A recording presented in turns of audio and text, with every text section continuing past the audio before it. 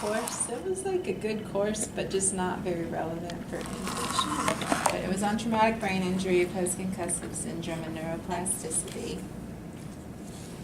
The presenter was an occupational therapist. She was from Canada. She did a big review of the anatomy, which I would probably have to spend days on to remember all of that. But essentially, she just kind of reviewed different areas and what would be affected. So the frontal lobe kind of does executive functions, thinking, planning, organizing, problem solving, emotions, and behavior. Your motor cortex was kind of in the middle for movement and sensory cortex. The parietal lobe does more the perception and kind of making sense of the world. The occipital lobe is vision. The temporal lobe is memory, understanding, and language. And then the cerebellum is balance and coordination. Let me see if I can get, I could send this website out to everyone. It was just a website she showed us that it's just kind of neat. Like there's just a lot of different things you can play around with. I really didn't play around on it, but it seemed like a pretty interesting website. Get back to view. Outline now.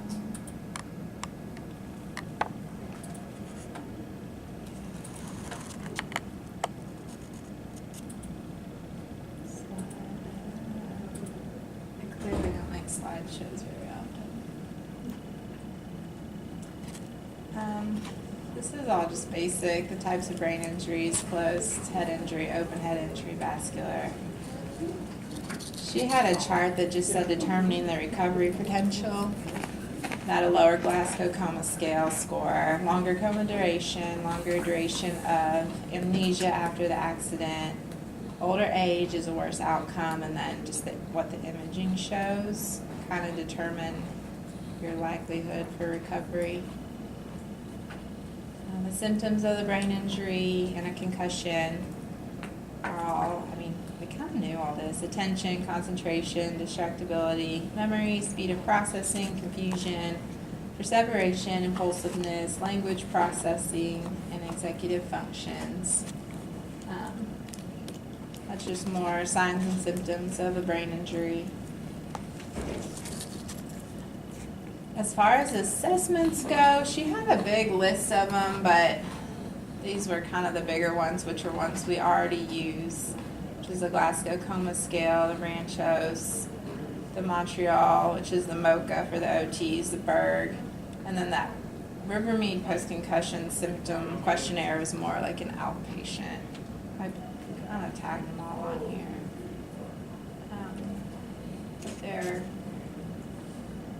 I don't know if we really use them that much, but we obviously know, I know they use Glasgow. Yeah, this one is definitely more outpatient, just the patient rating their symptoms.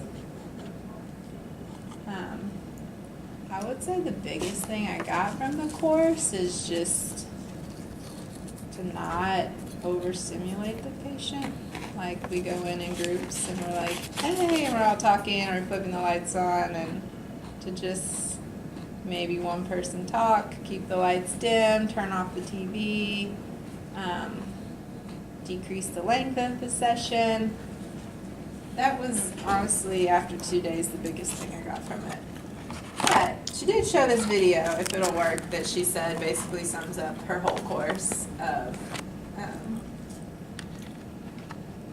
what it's like to have a brain injury a little bit. The volume kind of works on it.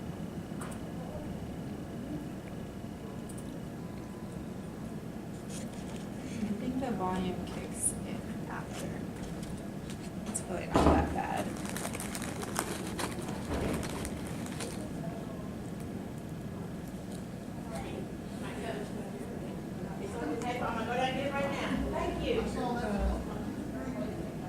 I think it's just a bad video because volume's on, but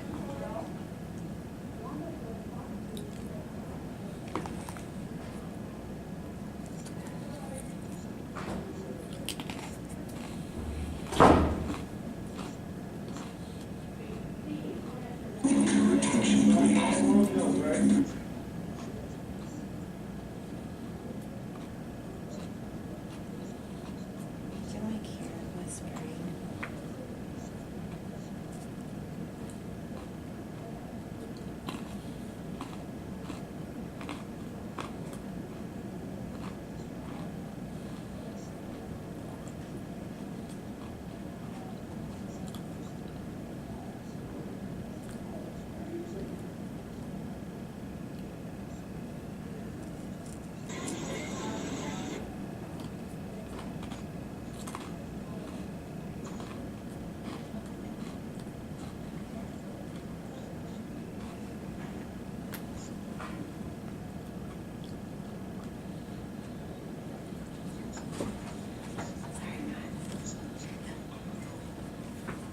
I can't play the whole thing because the volume's not working.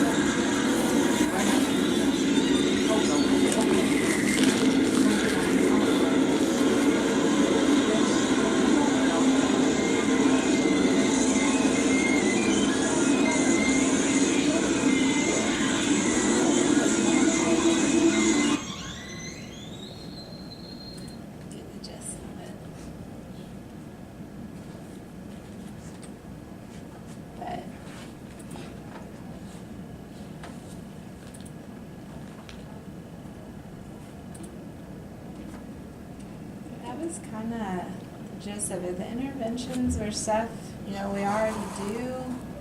We check their vision, we assess, if there's a vestibular issue, the functional training as far as the bed mobility, sit to stands, walking, the dual tasks, which we do, like standing at the sink, brushing our teeth. She talked a little bit about constraint-induced therapy, and I don't think we really do that, but it's probably not appropriate for most people for their short stay here. But if you were going to do it, she said, ideally the patient could extend their wrists and fingers in the affected arm. And then she talked a lot about, she was just like a big proponent of healthy eating, healthy living, working out, which was interesting to hear because she talked a lot about, these people are so overstimulated, stressed, and when you're stressed, you have a buildup of cortisol, and if you don't work out or do something to release it, it just accumulates, and makes it even worse. So that was interesting to hear because it was like these people are exhausted from living every day, but she really encourages them, to do some form of working out. But where she was outpatient and treated patients multiple years after their brain injury, she was big on just journaling and a lot of relaxation techniques, and just wasn't super inpatient related. But it is interesting. But that's really it.